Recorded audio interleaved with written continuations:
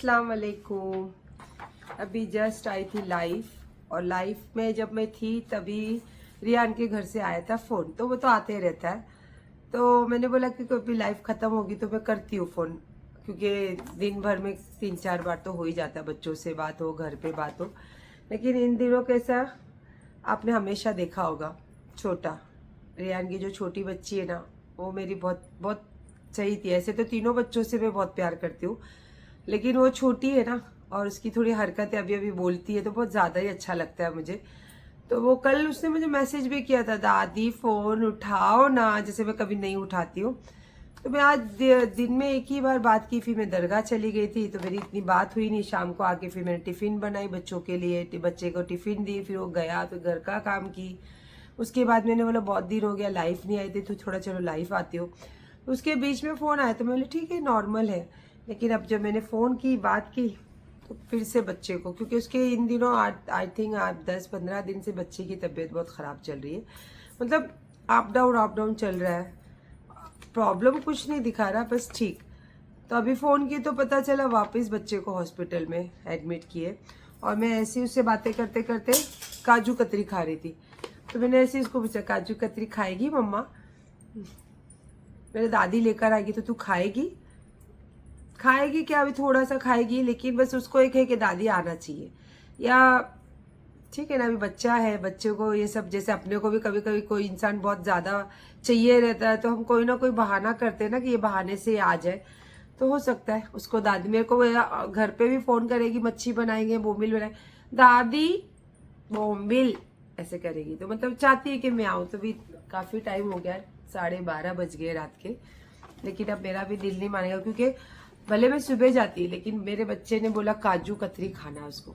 अब मैं दुकान से तो नहीं लेके जा रही हूँ, लेकिन जो मेरे घर में अवेलेबल जो मैं खा रही हूँ, भले उसको 2 पीस खाए, वो इतनी भूख लगी है जिसकी कोई लिमिट नहीं है। तो फिर सब सहते हुए एक पाव खाइए, लास्ट बाइट है इसका, और आके देखते हो अभी क्या। अभी आते आते भी कितना लेट हो जाएगा, कितना दूर है जाना, लेकिन अब बच्चे ने मांगा है तो जाना तो पड़ेगा ना। और मुंह भी नहीं धोए, कपड़े भी नहीं चेंज की, अब वो सब करते बैठो तो ऐसे ही, एक तो 12:30 बज गए। अब कहाँ इतना 1-1:30 बजे घर से निकलूँ। तो फटाफट जाती हूँ, बच्चे से मिल के उसको थोड़ा काजू कतरी खिला के, और फिर मेरे को भी तसल्ली हो, फिर आती हूँ। और बहुत भूख लगी थी इसीलिए खा रही हूँ। चिकन भुर्जी बनाई थी अमीन के टिफ़िन के लिए और अली के लिए, वही खा रही। कल बच्चे को मिली, इतनी सी काजू कतरी खाई उसने, बस इतनी सी, लेकिन उसके चेहरे पे भी मुस्कुराहट, और मुझे भी सुकून हुआ उसको देख के। अब ये बात अमीन को मालूम पड़ेगी तो अमीन बोले क्यों गए थे मम्मी रात को, इतनी रात को, मैं सुबह ले जाता आपको। और बारिश, क्या पता यार कौन सी बारिश है, इतनी बारिश आ रही है हाईवे पे, इतना संभाल संभाल के मैं गाड़ी चलाई हूँ ना। और अभी काफ़ी टाइम हो गया, काफ़ी लेट हो गया, और हल्की हल्की बूंदें चालू है।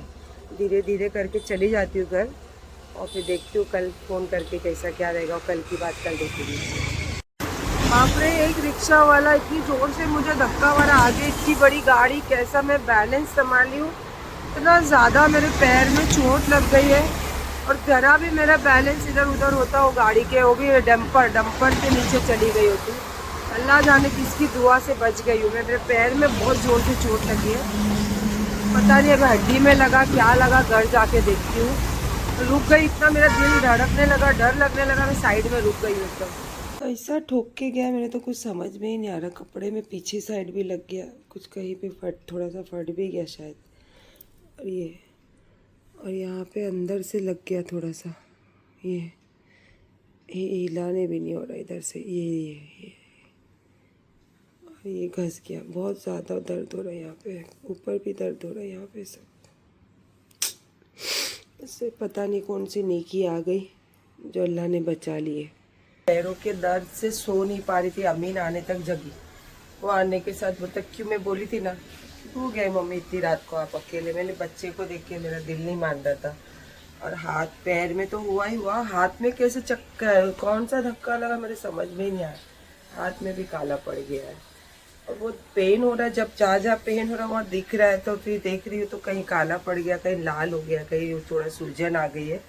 पर ये सब चीज़ें देख के मैंने अल्लाह का इतना शुक्र अदा किया कि बहुत बड़ी बला थी जो अल्लाह पाक ने टाल दिए। नहीं तो आगे मेरे डंपर था, बीच हाईवे था, रात का टाइम था, कुछ भी मतलब बड़ा हादसा हो सकता था, पर अल्लाह ने बचा लिए। और आज मैं बना रही हूँ सिंधी कड़ी। तो उसमें लगता है टमाटो का जूस। तो ये मैंने टमाटो रख दिया है बॉईल करने के लिए, और उसमें बहुत सारे वेजिटेबल्स लगते हैं। तो मैं लाई हूँ सब वेजिटेबल, तो वो सब अभी कट करूँगी। और उसी के साथ साथ में सिंधी कड़ी, स्टीम राइस और बोम्बिल फ्राई। तो सबसे पहले पी लेते हैं ना। ये पूरन पोली हम लोग कल गए थे दरगाह, तो वो जो बनाते हैं ना, क्या बनाते हैं यार, और रियल मेहनत, इसीलिए इतना उनका ये फेमस भी है। क्योंकि अभी मैं जब इसको घी में गर्म करती तो अभी भी ये पूरी तरीके से फूलती है। बहुत हर जगह पूरन, हाँ, और कितनी पतली ना, इतनी मस्त पूरन पोली बनाते हैं हम लोग। जब बालिशा पे जाते हैं, जब भी खाने का होता है तो हम लोग स्टॉक में लेके आए। इसने खाया ओट्स, मैंने बनाई मेरे लिए चाय, और यहाँ बैठ के सारे वेजिटेबल मेरे हो गए क्लीन। लेकिन उसके पहले एक अपॉइंटमेंट है, जो अमीन छुट्टी रहता है तो भाई वो सब चीज़ें मुझे पूरी करनी रहती है। तो अभी हम जाकर आते हैं, फिर आने के बाद बनाऊंगी सिंधी कड़ी, राइस और बोम्बिल फ्राई। मीटिंग का था इसीलिए ना कुछ पहनी, ना कुछ करी, ना हाथ में, ना कुछ, लेकिन फटाफट तैयार होके निकली। क्योंकि जो मीटिंग का टाइम होता है ना, तो उसमें भी मेरे को यहाँ से निकलने में अभी 5-7 मिनट लेट हो गया। पहुँचते पहुँचते 10-15 मिनट तो एटलीस्ट लेट होगा। तो फटफट में बोली अमीन को गाड़ी मत ले, चल फटाफट बाइक से जाकर आते हम लोग। तो इसीलिए मेरे बेटे ने ले लिया बाइक।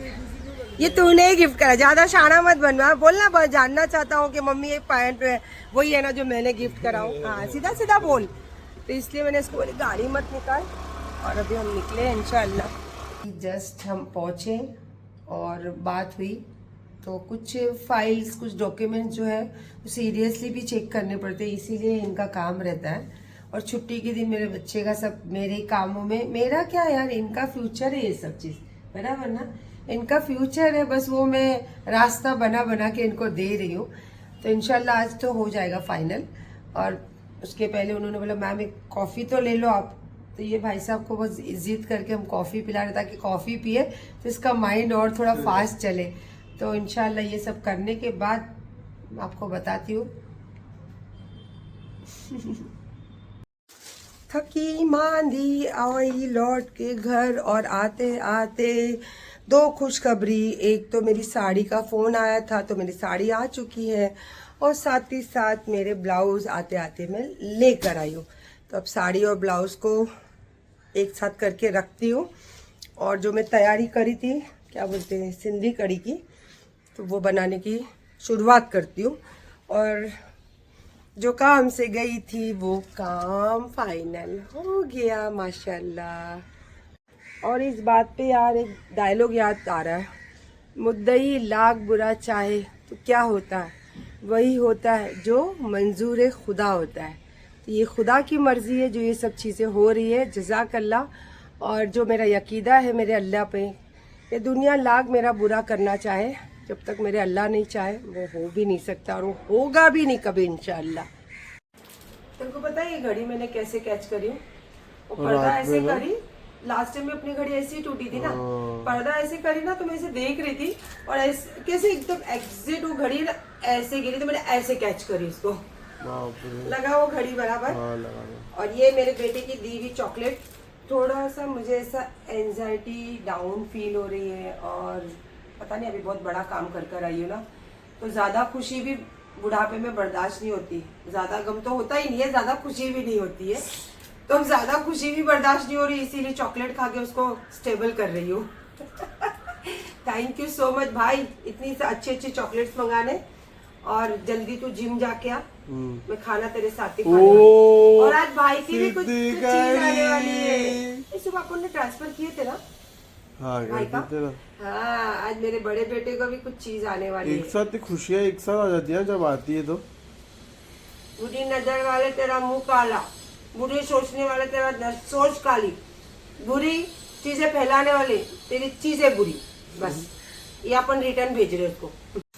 अब मैं आपको बताती हूँ सिंधी कड़ी में क्या क्या चीज़ें पड़ती है। वैसे वेजिटेबल ऑप्शन आपका रहता है, पर ये वाली वेजिटेबल तो बहुत ज़रूरी होती है, बाकी दूसरी वेजिटेबल का टेस्ट तो मुझे पता भी नहीं है।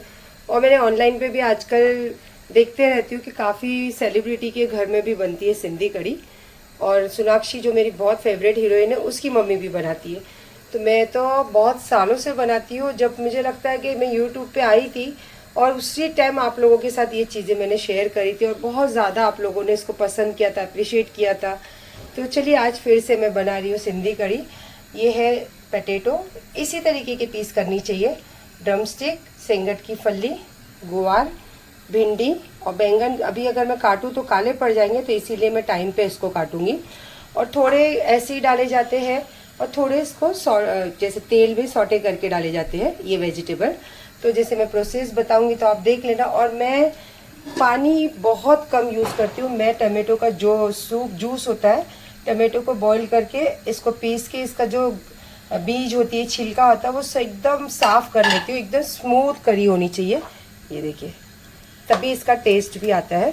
और इसके साथ मैं सालों से बनाती हूँ बोम्बिल फ्राई, और मेरे हस्बैंड, मरहूम हस्बैंड कासिम, उनकी तो बहुत फेवरेट थी, क्योंकि मैंने ये सिंधी कढ़ी सीखी उनके लिए थी, क्योंकि उनको बहुत पसंद था, सिंधी खाने जो होते हैं बहुत पसंद थे। तो ये फिर बोम्बिल में मैंने लगाई हूँ नमक, मिर्ची पाउडर, हल्दी पाउडर, सादा सा, और कुछ नहीं, और थोड़ा सा इसमें डाली हूँ घाटी मसाला। और इसको मैं कम से कम 6 घंटा पहले ही इसको मैरिनेट करके रखी, ताकि इसका मसाले का टेस्ट अच्छे से आए। अब सिंधी कढ़ी में जो मसाले पड़ते हैं वो मैं आपको दिखा देती हूँ।